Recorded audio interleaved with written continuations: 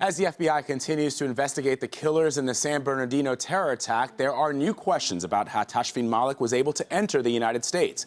The New York Times reports she had made questionable comments on social media before she moved to America. Malik and her husband, Syed Farook, killed 14 and wounded more than 20 people in a pre-planned attack. CBS News senior national security analyst Juan Zarate joins me now by phone from Washington to go through the implications. Juan, according to a new report, Malik spoke openly on social media about her support for violent jihad and her desire to be a part of it. But none of those postings were discovered when she applied for a K-1 fiancé visa. So how is that possible? It's a great question, Vlad, and a troubling data point that has emerged. What it reflects is that the visa vetting program, though it is robust, may not be up to speed with the 21st century. That is to say, there may not be the right protocols or practices or maybe even policies that allow for the look at social media and postings and communications of applicants as part of the vetting process. It doesn't make sense. It obviously is counterintuitive. We should be looking at any and all relevant information tied to an individual applicant. But it may be that the social media dimension of this and the communications of applicants is falling through the cracks.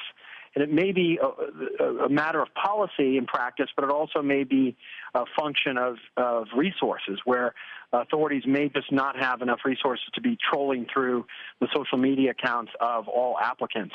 But this is a major deficit and no doubt will raise concerns in Congress as well as in the public about whether or not our vetting is actually modernized enough to deal with 21st century communications. So, and what's interesting, Juan, is that Malik was not identified as a threat, even despite the fact that she had these numerous postings on social media. But she was interviewed at the U.S. Embassy in Pakistan. She was vetted by 5 different government agencies. So why didn't she stand out to some of those investigators? It's a good question. I think she was probably very good and sort of traditional in her interviews. I don't have access to the interview notes, obviously, but I'm imagining she didn't raise any red flags and that she probably didn't talk about violent jihad. She probably didn't talk about what some of her violent aspirations may have been like. And she probably just did the bare minimum to get through the process. And there may not have been any red flags that would have attached to her, and that may have led to less scrutiny than otherwise would have been given to somebody who was slightly suspect or may have had connections of concern. But it does raise the question of whether or not in the application process the U.S. government is looking at all the available information and communications around an applicant. That's a heavily it's resource-demanded question and process, but it's one that obviously we're going to have to look at. And certainly it should have raised some red flags in this case. Even if that speech is allowable in theory, it should have raised concerns in the visa vetting context.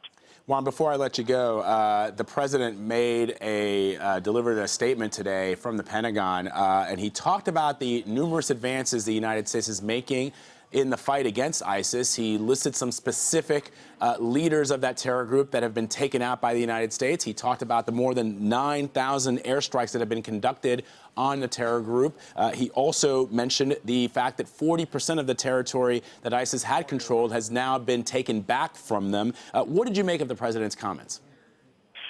Well, I think it was important for him to have this meeting and to give this speech, because he needs to demonstrate that he's not only aware of the threat, but that he's leading the charge against the Islamic State. That said, I think we've got a problem here between all of the advances the president has laid out and the reality that the Islamic State continues to expand its reach and its influence. And I think the fact that you've had the Sinai attacks, the Beirut attacks, claimed attacks in Bangladesh, the attacks in Paris, obviously the inspired attacks in San Bernardino, all at a time when we were supposed to be diminishing their reach, suggests that there's a disconnect. And I think the one key problem for the president is this question of time and urgency. Is time on our side or not? And I think the president has a long-term game plan. He thinks we're winning. The real question is the enemy adapting quicker than our efforts are diminishing their reach? and it's not clear that we're winning. And I think that's the real challenge for the president. Despite the numbers and despite the list of advantages and progress that he's laid out.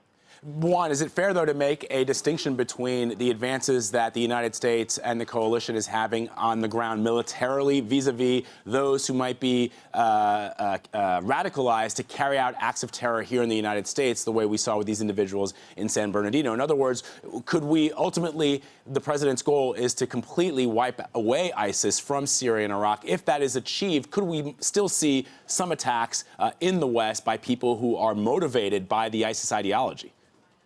Absolutely. And I think there are three degrees of this problem, Vlad.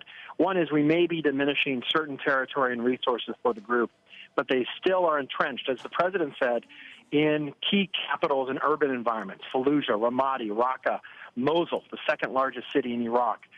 They have footholds in Libya, the town of Sirte. They're in parts of Derna and Benghazi.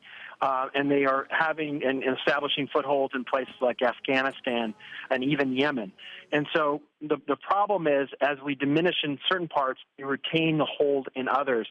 And secondly, they are expanding well beyond Syria and Iraq, to your point about the reach. And third, they're inspiring with their narrative, with their ideology, and with their sense of inevitable creation of a caliphate, the idea of inspiring actors around the world to attack in place. And so in those three areas, you have a real problem with ISIS continuing to inspire and expand its reach, even though the president is right in explaining the progress we've made on the ground. Juan Zarate, Juan, as always, we thank you for your analysis. Thank you, Vlad. I appreciate it.